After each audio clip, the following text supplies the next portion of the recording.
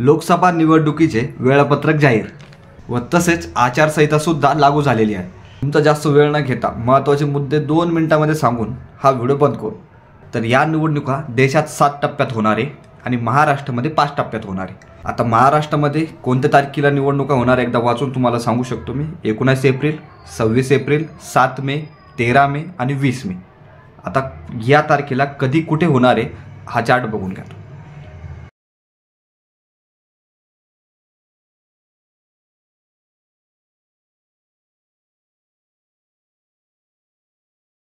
आता हे झालं वेळापत्रक। आता मतमोजणी ते पण फार महत्त्वाचं आहे ना। तर मतमोजणी होणार आहे 4 जूनला। आता सर्व रेडी झालेले आहे, त्यामुळे सर्वच पक्षांनी जागा वाटपाची यादी लवकरात लवकर जाहीर करून कामाला लागावं लागणार आहे। आता काल पत्रकार परिषद झाली, निवडणूक आयोगानं काल पत्रकार परिषद घेतली। तर त्यातील काही ठळक मुद्दे आपण बघू। सर्वात पहिला मुद्दा येतो की 1.82 कोटी नवीन मतदार हे मतदान करणार आहे। तर दुसरा मुद्दा येतो की 48,000 तृतीयपंथी मतदार हे मतदान करणार आहे।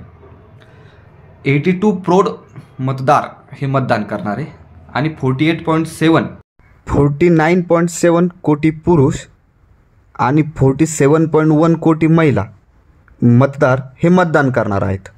तर 100% मतदान करा।